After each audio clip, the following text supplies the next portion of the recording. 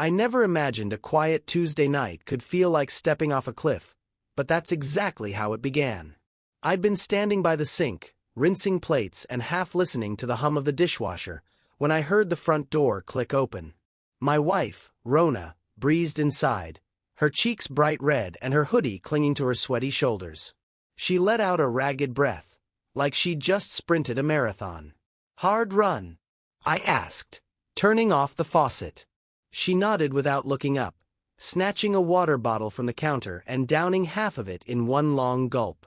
"Needed to blow off steam," she said, words tumbling out in a hurry. Her gaze flicked around the room, never settling on me.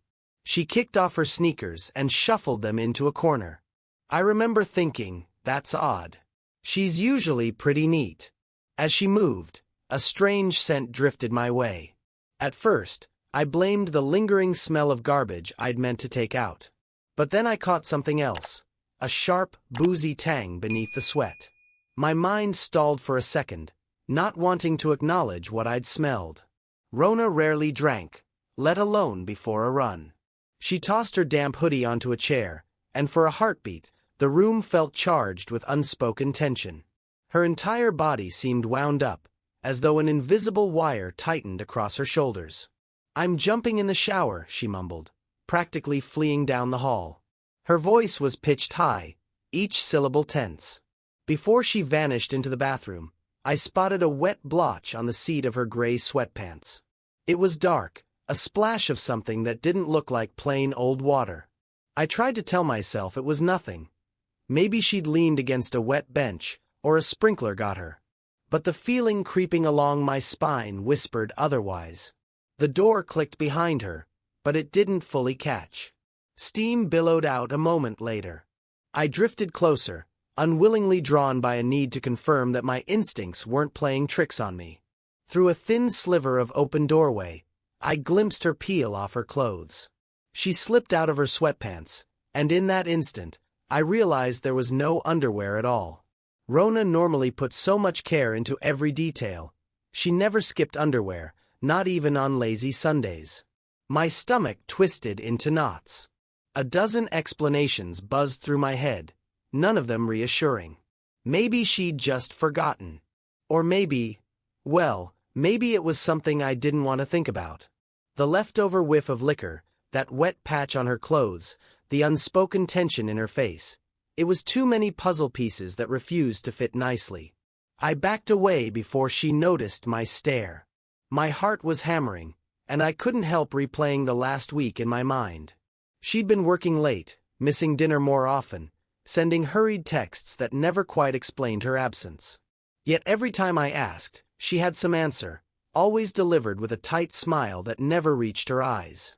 A part of me wanted to charge into the bathroom and demand an explanation. Another part hesitated, rattled by the idea of what I might uncover. Instead, I hovered in the hallway, listening to the hiss of water behind the door, trying to steady my breathing. I felt the urge to run scenarios over and over in my head, but each ended in the same place.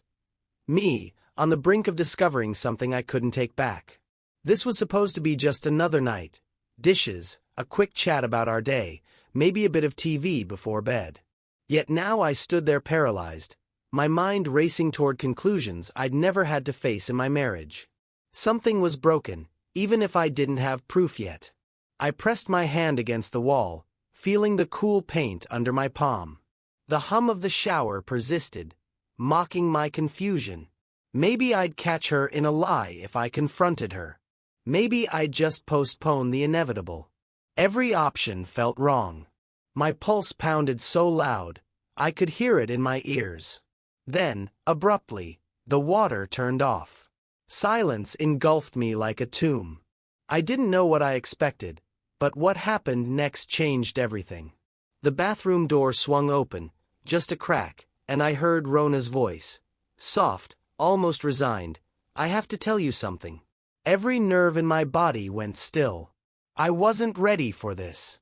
I wasn't sure I wanted to hear whatever was on her tongue. But that moment, hanging in the hallway with my heart in my throat, told me there was no going back. I had to know. And so began the night that turned my world upside down. I hovered outside the bathroom longer than I'd like to admit, heart hammering as I replayed Rona's last words. I have to tell you something.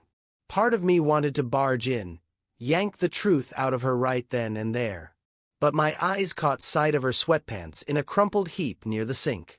My attention snagged on a familiar rectangular outline, her phone. Steeling myself, I nudged the door a little wider. The shower was still roaring, and steam drifted out, clouding my view of her shape behind the curtain. She wouldn't hear me, not with all that water pounding down. I told myself I'd just check the time, maybe see if there was some innocent explanation for her restlessness. But I already knew I was about to cross a line. My fingers slipped into the pocket, and before I could stop, I'd fished out the phone. It felt oddly hot in my grasp, like it carried the weight of her secrets. I crept back into the living room, my mind thrumming with an uneasy mix of guilt and determination. Dropping onto the couch, I turned on the screen, half expecting to see only mundane updates, maybe a work email or two. Instead, a cluster of notifications blinked up at me. One in particular slammed straight into my gut. I can still feel your hands on me. When can I see you again? Jason. A rush of blood pounded in my ears, but my hands remained steady. My body felt curiously calm, like it had been preparing for this moment for a while. My thumb hovered over the message. Rona had never changed her passcode. She always claimed we should trust each other. Maybe she thought I'd never look. Maybe that's where her trust lay, in my obliviousness. I tapped the notification, and a chat window opened, revealing a stream of messages that made my stomach churn. The conversation read like a slow dance of escalating intimacy, playful teasing at first, then confessions that left no doubt about the nature of their relationship. This Jason wasn't just some faceless fling. He was someone she cared about. Jokes, half-finished sentences, photos from dimly lit corners of bars. Each snippet told its own painful story. My eyes landed on a selfie he'd taken, smirking at the camera like he was proud of what they'd just done. Scrolling further, I saw countless details that shredded any remaining hope this was a misunderstanding. The pet names, the references to secret meetings, the subtle digs at the monotony of home. The timestamps painted a picture of consistent betrayal, spanning weeks, even months. I could trace the times Rona said she had late meetings or needed space. Every lie clicked into place, forming a chain that led straight to my current heartache. I paused on a recent text. "You have no idea what you do to me," she'd written. "Soon," he'd replied, "I'm counting the hours." My jaw clenched so tight it sent a spike of pain through my temple. This wasn't an accidental slip or a fleeting moment of weakness.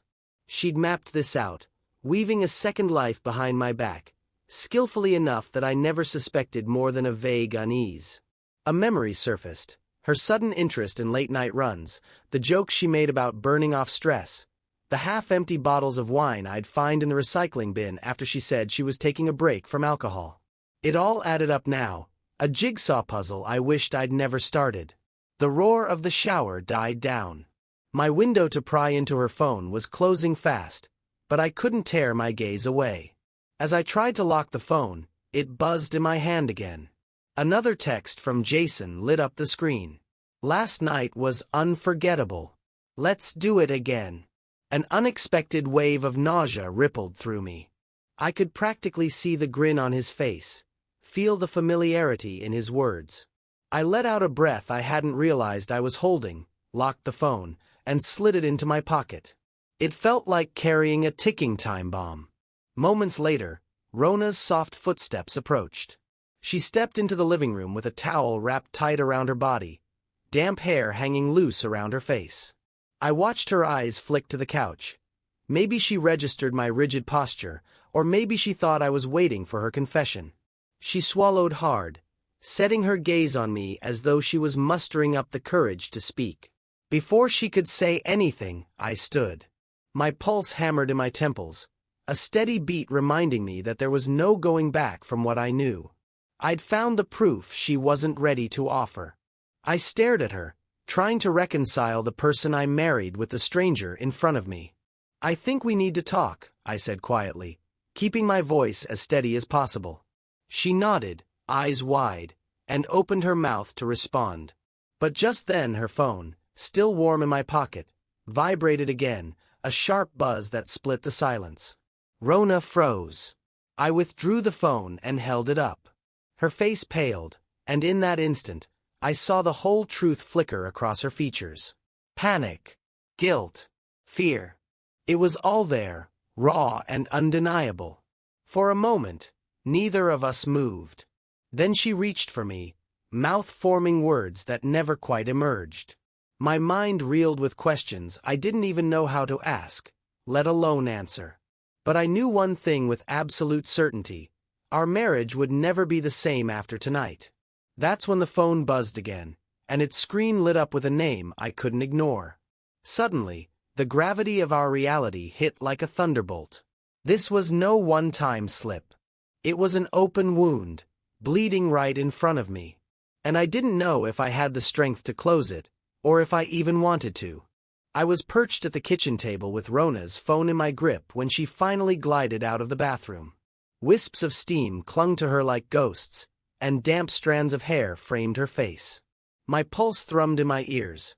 I wasn't sure whether the racing beat came from anger, heartbreak, or both. The second she locked eyes with me, I noticed her gaze slide away, almost before our stares could connect. She was searching, her attention darted to the table's surface, scanning for something that wasn't there. "Where's my phone?" she asked, the question delivered in a casual, offhand tone that made my teeth clench. She acted like she'd lost a TV remote, not the device containing her most damning secrets. I lifted her phone an inch off the tabletop, letting the soft overhead light glint off the screen. For a moment, a flicker of surprise crossed her face, then her expression flattened into something unreadable. Slowly, she crossed the kitchen and collapsed into the chair across from me, arms draped over the sides as if she'd grown too weary to hold herself upright. She said nothing for a beat, eyes slightly unfocused, posture disturbingly nonchalant. Then her lips tugged into a half-smirk, and she spoke, voice hushed but strangely steady. "So," she drawled, "I guess we're doing this. Tell me, what do you want me to say?"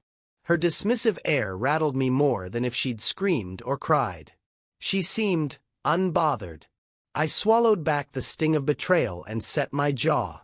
"I want you to give me something real," I said. "No rehearsed lines. No half-lies. Tell me the truth." Rona exhaled a short, humorless laugh. "The truth. If you've been scrolling through my phone, then you already know." She lifted one shoulder in a careless shrug.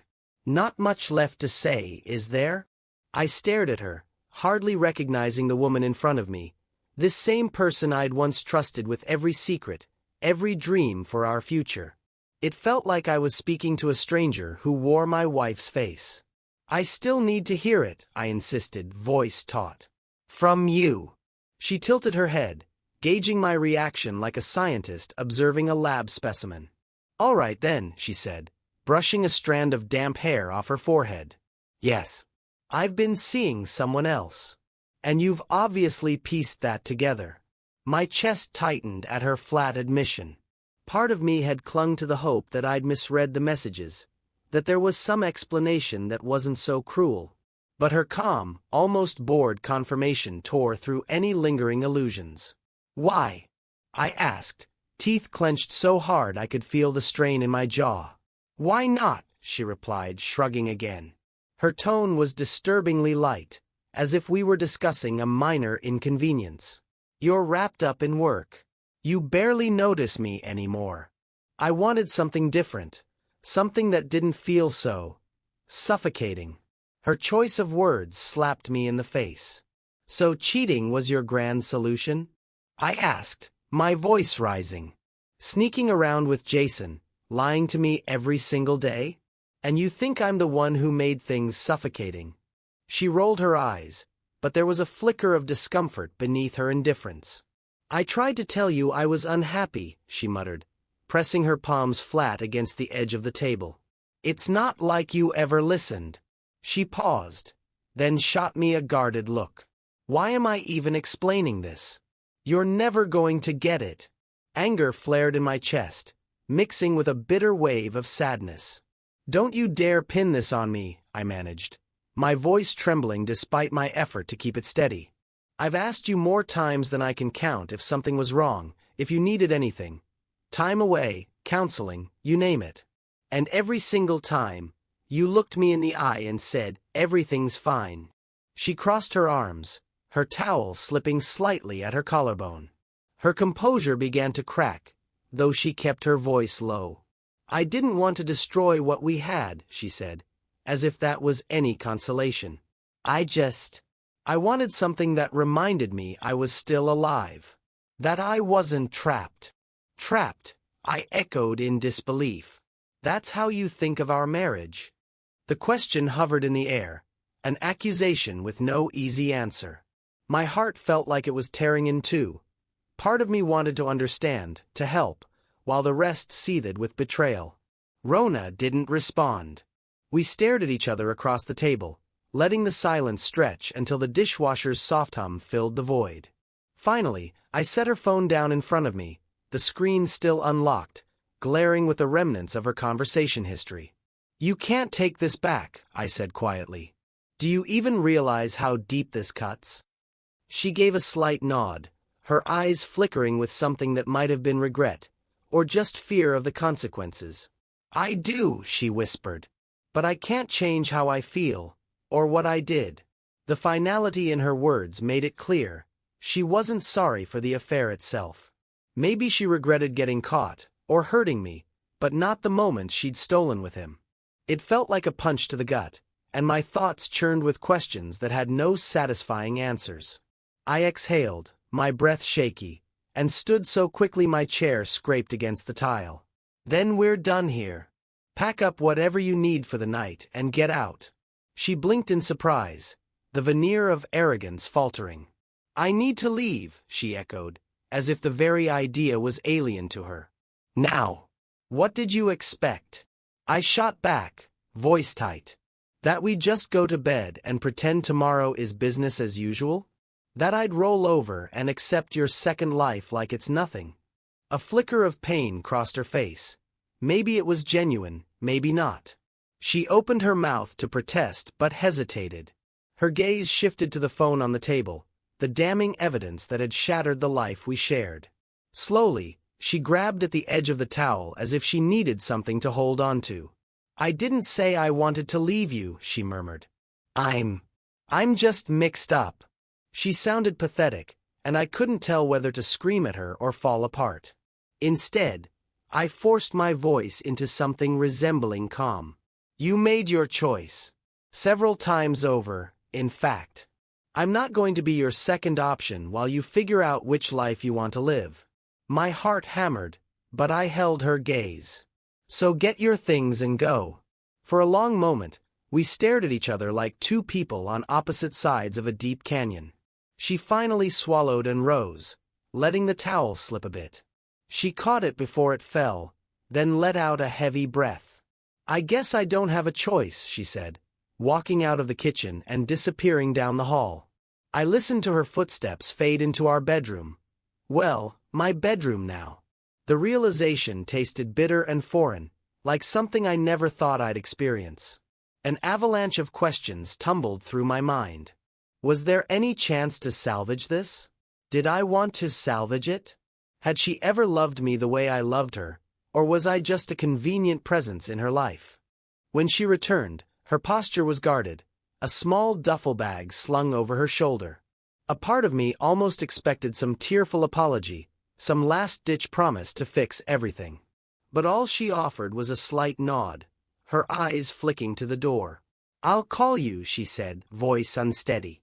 Once I figure stuff out." I didn't respond. My chest was too tight to form words. She lingered another second, then stepped around me. The front door opened and closed with a hollow click, and she was gone. I stood there, numb, listening to the echo of the latch settling in the frame. No shouting, no tears, no dramatic confrontation. Instead, we had this quiet, suffocating finality that made my skin crawl. Outside, I heard her car engine rattle to life and fade into the night, leaving me alone with an ocean of betrayal. For a while, I couldn't move. I just stood in the empty kitchen, the phone screen still casting a faint glow across the table. That device held a piece of her world I never wanted to see. Yet now that I'd glimpsed it, I couldn't erase it from my mind. I sank into the chair, staring at the phone, remembering the messages, those words and photos that had spelled out a secret life. Eventually, I placed the phone gently on the table, as though it might explode if I touched it the wrong way. The walls of the house felt like they were closing in, suffused with the echoes of the evening's confrontation. Everything felt distorted and surreal, but the worst part was knowing that this was only the beginning of my new reality. I forced myself to stand and reached to turn off the overhead light. My chest quivered with a sharp ache, but no tears came. I wasn't sure if that was because I'd already gone numb or because some part of me refused to let go. Either way, I knew that the next steps, from heartbreak to whatever came after, had just begun. Just as I flicked the light switch, a ping cut through the silence. Her phone lit up again, the glow throwing shadows across the countertop. My pulse surged. Despite everything, I found myself drawn to that screen like a moth to a flame. Another message from Jason, perhaps? Or maybe Rona, suddenly remorseful and wanting to come back? Carefully, I glanced at the phone, reading the few words that appeared in a text preview. And in that split second, the bottom seemed to drop out of my world all over again, raising a fresh wave of dread that hollowed out my chest. I realized that whatever illusions I had about finding quick closure were a lie. This was far from over. My wife's departure was just the start of a twisted new chapter. I stood there in the darkness, phone screen pulsing with an unwanted message, the taste of betrayal still on my tongue. Somehow, I knew that answering this text would change everything yet again, setting into motion consequences I couldn't possibly predict. My fingers trembled at the thought. I wasn't sure I was ready to learn any more secrets, but I knew I couldn't stand there pretending they didn't exist. And just like that, with one final damning notification, I understood. Tonight was only the opening act of a storm that would append every piece of my life I thought I knew. I barely noticed how long I'd been gripping the kitchen table. My fingertips tingled, and a dull ache pulsed in my wrists. The weight of her phone still pressed against my thigh, where I'd tucked it into my pocket. After Rona vanished into the bedroom, every tick of the clock sounded like a warning. For a moment, I just stared at the darkened screen across from me, the device that had dragged everything rotten and hidden into the open. I couldn't outrun my thoughts. They sprinted ahead, imagining every possible scenario for how the rest of this night could play out. Anger sparked first, hot and bright, crackling through me with a near-violent force. Then it sputtered, replaced by cold certainty. If I didn't do something decisive, I'd suffocate under the weight of her lies. My knees felt unsteady when I finally pushed myself upright. I swallowed hard, bracing for the confrontation, and headed toward the bedroom. The hallway felt longer than usual, like the house itself was stretching in protest against what was coming. Light spilled from the open doorway, and I heard faint rustling noises. With each step, my heart pounded louder. When I rounded the corner, Rona was there on the edge of our bed. Her bed, my bed, scrolling through a phone of her own. Not the one I'd taken, but some backup she must have fished out. She reclined as if this were a casual Sunday afternoon, eyes flitting across the screen, posture loose, and completely disconnected from the damage she'd caused. I cleared my throat, but she didn't look up right away. She let the phone drop onto the comforter, then slowly lifted her gaze to me. A wisp of damp hair clung to her cheek. She looked more like a rebellious teenager than a married woman who'd been caught cheating. Her calm made my skin crawl. "What now?" she said, voice flat. "Are we going to keep doing this all night?" I scanned the room, clothes on the floor, the lingering scent of her shampoo, that half-zipped duffel bag at the foot of the bed. My eyes settled back on her face. "I need you to leave," I said, forcing each syllable out before I could second-guess myself. "Tonight." She arched an eyebrow. "Excuse me." "You heard me," I said, feeling a surge of resolve at how my voice didn't falter. "Pack up whatever you want. But you can't stay here." For a second, she just blinked, like I'd switched languages. Then her lips twisted into an incredulous smirk. "This is still my house," she said, gesturing to the walls around us. "I have every right to be here." I stepped forward, arms folded to keep my trembling fists hidden. "You gave up that right the moment you decided to live a second life behind my back." I paused, letting the silence ring in the space between us. "I'm done, Rona. I'm not going to pretend we can fix this." She stood up, agitation flashing in her eyes. "You're overreacting. We can talk about this. People work through worse." Her voice rose, not with sorrow or regret, but with indignation, as if I were the one betraying her. I could almost laugh at the absurdity, but it stuck in my throat. "Worse," I repeated, my chest tightening. "You mean secretly meeting up with someone else, lying to my face for months, and treating our marriage like an inconvenience? That's not a rough patch, Rona. That's you blowing up everything we built." Her anger flared into something sharper. "You think you never made mistakes? You think you were perfect?" She gestured at me, tone harsh. "You spent all your time working or locked in your own head. I was lonely." I drew a breath, trying not to let her words twist the knife deeper. "And you never once said anything about feeling this way. You just ran off with the first person who gave you attention." She rolled her eyes. "Don't reduce it like that.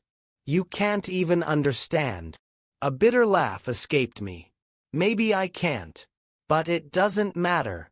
I'm not staying in a marriage with someone who's chosen to be with someone else." My voice trembled despite my best efforts to keep it steady. "That's not how this works." Rona's shoulders slumped. For the first time, a crack in her defiance showed. She looked around the room, maybe realizing she was about to lose it. "Lose me." "You're serious," she whispered. I nodded, pressing my nails into my palms to stay in control. "Dead serious." The silence swallowed us for a moment, broken only by the low hum of the heater kicking on. She stared at me, perhaps waiting for me to relent, to tell her she could stay and we'd figure things out in the morning. When I said nothing, she marched to the closet, yanked a few items off hangers, and tossed them into the half-filled duffel.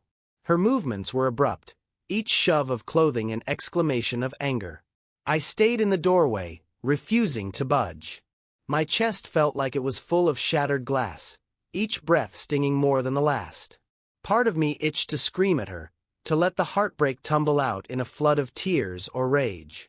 But I kept it locked inside, fueling the cold composure that shielded me from total collapse. Finally, she yanked the zipper shut. "You're gonna regret this," she muttered, hoisting the bag over her shoulder. The words spilled out not like a threat, but a warning, like she genuinely believed we'd both be sorry tomorrow. I didn't respond. I just stepped out of her path, letting her pass. For a fleeting moment, the scent of her shampoo mingled with the raw adrenaline pumping through my veins. She paused in the hall, glancing back at me over her shoulder. "Is this really what you want?" she asked, voice softer now, on the edge of vulnerable. I swallowed.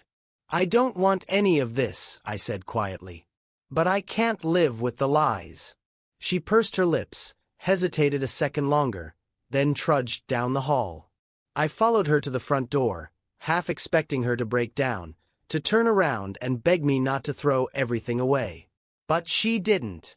She kept her back to me, jaw clenched, eyes forward as she yanked the door open and stepped out into the night. The latch clicked shut behind her, echoing through the darkened house. In the sudden stillness, I realized I was trembling from head to toe. I exhaled, trying to steady myself, but my legs felt weak, like I'd just finished a marathon I never meant to run. I collapsed onto the couch, burying my face in my hands. Images of her brazen stare replayed in my head, the way she seemed more irritated than remorseful, more inconvenienced than regretful. It made me question whether I'd ever truly known her at all.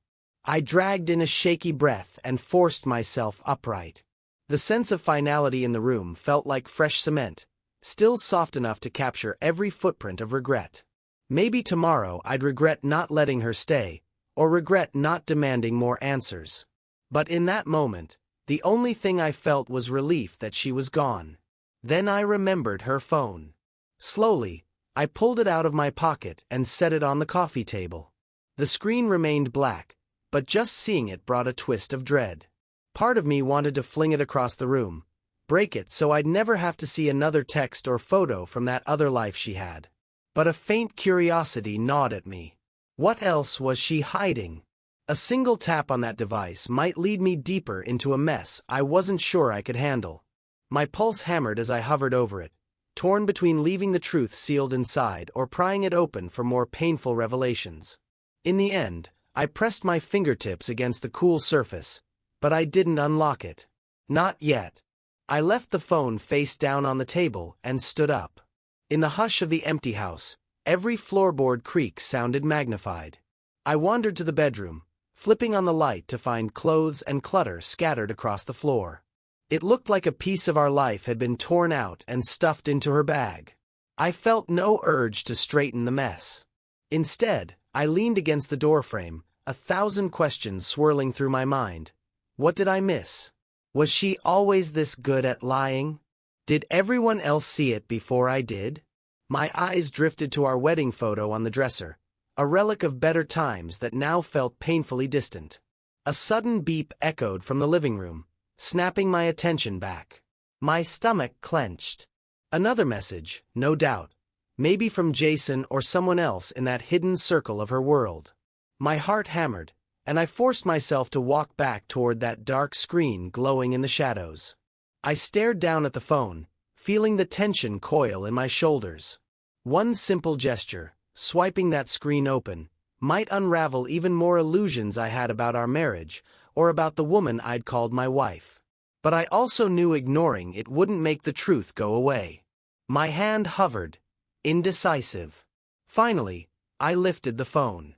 A few words of the text preview flashed by, and the chill that ran down my spine was unlike anything I'd felt before. Whatever illusions I had about this night being the end shattered instantly. I realized we weren't done, not by a long shot. This was the moment I understood that kicking Rona out was just step one.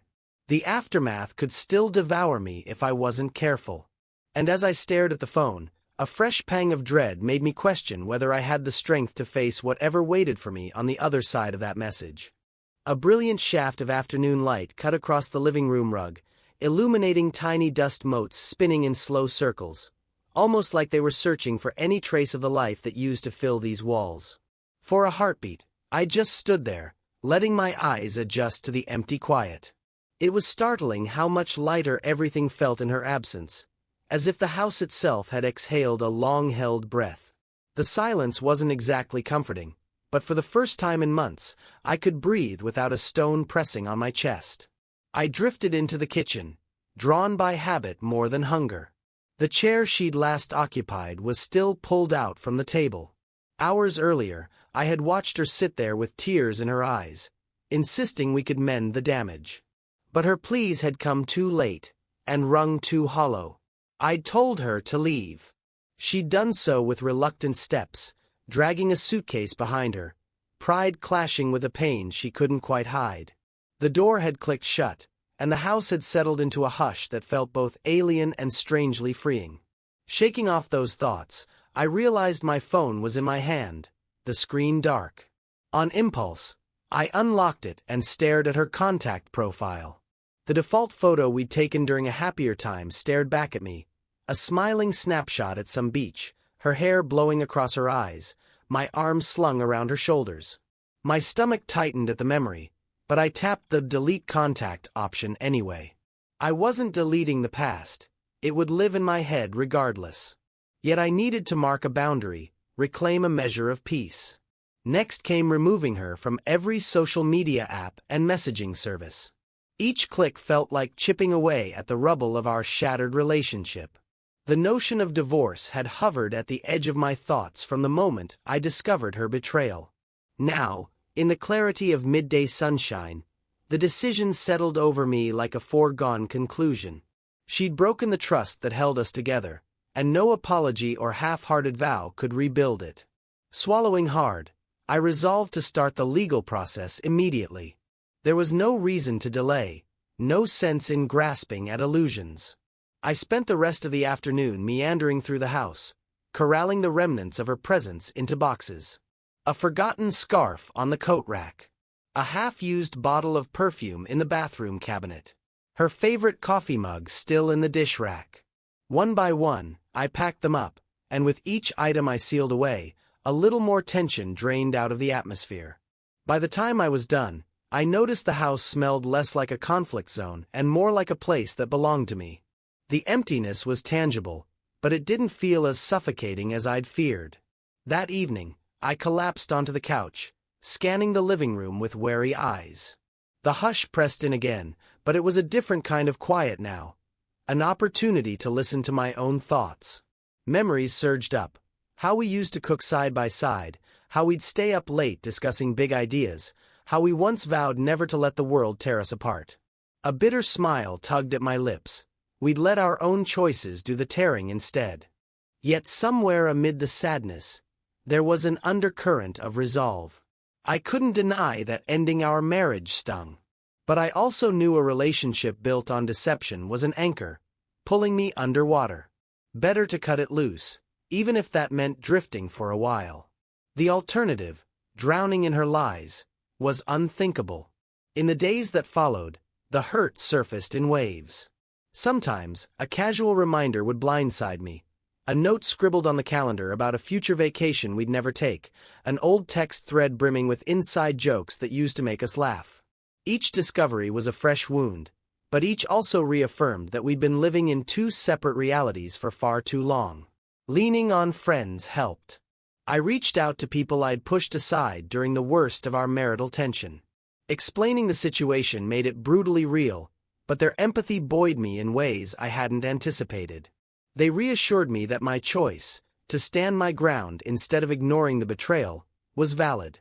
A few even joked that they'd suspected something was off with her for a while, though they never had hard proof to show me. Meanwhile, I rediscovered hobbies I'd let wither. I dusted off the guitar I hadn't played in months, my fingers stumbling over long-forgotten chords. I revisited novels I'd abandoned half-read, immersing myself in stories that reminded me life could still be rich and hopeful. I took up jogging in the early mornings, grateful for the crisp air slicing through my lungs. Each step hammered home the notion that I was moving forward, literally and metaphorically, one stride at a time. Nights, however, remained the hardest. Darkness seemed to magnify every doubt, every regret. I'd lie awake, replaying the arguments, the denials, the moment I found out she was meeting someone else. At times, my mind would wander to how things might have been different if we'd been more honest, or if she'd confessed her dissatisfaction before diving into an affair. Regret is a corrosive thing. It never fails to eat at the edges of your peace. But I tried to counter it by reminding myself I hadn't chosen this path. Her actions had forced my hand. Slowly but surely, the house transformed. I tucked away old photos, rearranged furniture, and bought fresh flowers for the dining table. Something I'd never thought to do before. Each act felt symbolic, a gesture of reclamation, a way of declaring that I was the one writing the next chapter of my life. I wasn't running from the past, but I was no longer letting it define me, either. Over time, I realized her betrayal wasn't the death knell I initially feared.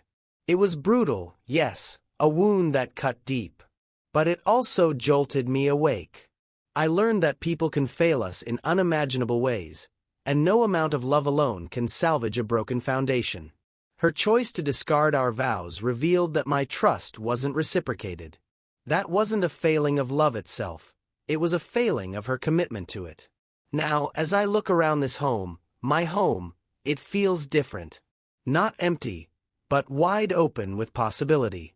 There's a new kind of hope blooming inside me, fragile and hesitant but growing day by day. Grief still lingers in the corners, but it doesn't dominate my every thought. I can think about the future without flinching, and that, in its own small way, is a victory. I'm not naive, Healing is a slow process, and there may be relapses. Moments of anger or sorrow that ambush me out of nowhere.